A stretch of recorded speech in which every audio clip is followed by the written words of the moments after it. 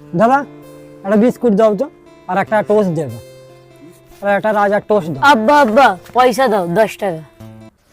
এই তো তোকে বাড়িতে পয়সা দিয়ে আসলি, তুই আবার পয়সার জন্য এসেছিস? একটা কাজ কর, তুই চলে যা, আমি এখন কাজে যাচ্ছি, পরে পয়সা দেবো, যা আমি চলে যা। দাও না কুরকুরে খাবো, ঘরে দিয়েছো তো কি হয়েছে, দাও না। যা না, তোকে তো বন্ধু আমি এখন কাজে যাচ্ছি, ডিস্টার্ব করিনি, যা, আমি পরে দেবো অন্য তোকে পয়সা, যা আমি চলে যা। ঠিক আছে আমি যাচ্ছি, একটু পরে দিতে হবে কিন্তু। আব্বা দাও, 8 ঘন্টা পরে এইছি, না করবে না। হ্যাঁ, তোর কি একটু ধৈর্য নেই? তুই 8 ঘন্টা ঘড়ি দেখে গুনে গুনে চলে আইছিস। কি রে ক্যাবলা ভাই, দে না তোর ছেলেটাকে 10টা টাকা। এখন দিবি না তো কবে দিবি? এই তোর বয়স টাকা নেবার। তুই জানিস আমার 4 বছরের মেয়ে আছে বাড়িতে, প্রত্যেক দিন 150 টাকা করে নেয় হাত খরচা, তাও কম পড়ে যাচ্ছে তার। ভাই এই কাজ করেই আমার সংসার চলে, কাল কি খাবো না খাবো আমাকে ওই চিন্তাতেই থাকতে হয়। বাচ্চারা বায়না করতেই পারে, আজ 5 টাকা দাও, কাল 10 টাকা দাও, আমি কোথায় পাবো? তুই তো সবই জানিস, একসঙ্গে কাজ করি। তোর আছে ভাই 150 জায়গায় তুই 500 দিলেও তোর গায়ে লাগবে না, কিন্তু আমার গায়ে লাগবে। ওই 150 টাকা থাকলে আমার সংসারে কাজে লাগবে, বোঝার একটু চেষ্টা কর। আব্বা অত কথা শুনতে আমার ভালো লাগে না, আমার পয়সা দাও, আমি চলে যাই।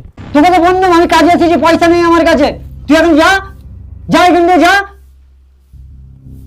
8 ঘন্টা বলে 8 ঘন্টায় চলে আইছি। কেন পয়সা যখন দিতে পারবে না, জন্ম দিয়েছো কেন? জন্ম দেওয়ার সময় মনে চলিনি ছেলেটাকে পয়সা দিতে হবে, যে আমি চলে গেছি, পয়সা যখন তুমি দিবেন। কি হলো ক্যাবলা, তোর ছেলে কেন ওরকম করে তোর উপরে রাগ করে চলে গেল? কি বলবো আমিরুল তোকে, ছেলেটা সব টাইম পয়সা চাইছে, কোথায় পাবো পয়সা যে ওকে দেবো? আরে ভাই চাইছে তো কি হয়েছে, বাচ্চা ছেলে তো, 10 টাকাও দিতে পারিসনি, মন মরা করে তো চলে গেল উল্টো পাল্টা কথা বলে। বল, খারাপ লাগলো নি তোকে শুনতে? এই কারিগরের সামনে বাপকে কি বলে চলে গেল ছোট বড় কথা।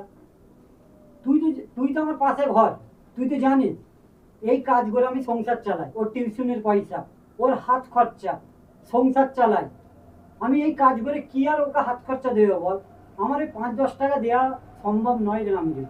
তুই একটু বোঝার চেষ্টা কর, কম করে, তুই তো আমার ব্যাপারটা জানিস। আচ্ছা আচ্ছা ঠিক আছে, সব বুঝতে পেরেছি, দাঁড়া তোর ছেলেকে ডাকি আগে। ওই এখানে আয় একবার, বাচ্চা একবার আয়, ভালো করে বুঝিয়ে বল, ঠিক আছে? ছেলেটাকে ওরকম করিসনি। কি হয়েছে, তোর আব্বার কাছে পয়সা চেয়েছিলিস, দেয় না তোকে?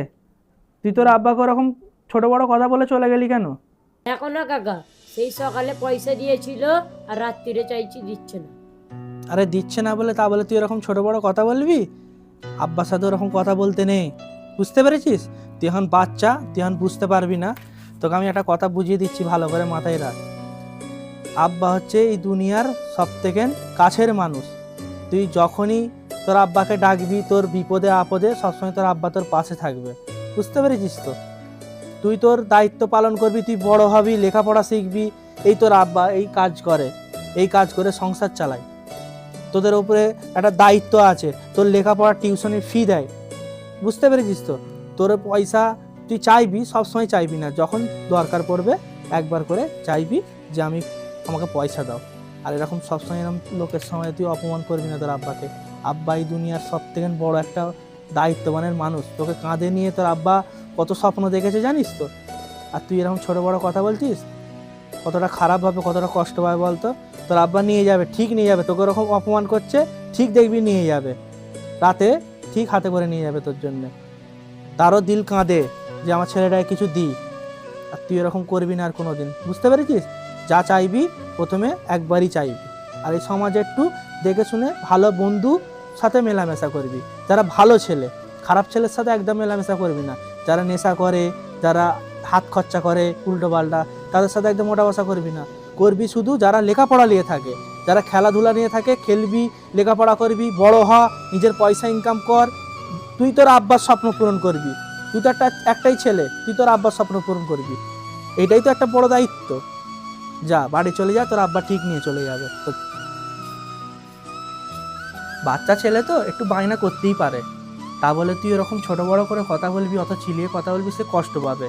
ওকে ওর মতো বুঝিয়ে দিয়েছি, তোকে তোর মতো বলছি, রাতেও অন্তত কিছু একটা হাতে করে নিয়ে যাস, সে খুশি হবে। আর সে যথেষ্ট বুঝতে পারবে, তাকে ভালোবাসা দিয়ে সম্মান করে কথা বলতে শেখ। বাচ্চাদের সবসময় ভালোবাসার সম্মানের সাথে কথা বলতে হয়, অত জেজি দিয়ে অত রাগ দেখিয়ে কথা বলতে নেই। বুঝতে পেরেছিস তো? ঠিক আছে, আমি আসছি, বুঝলি?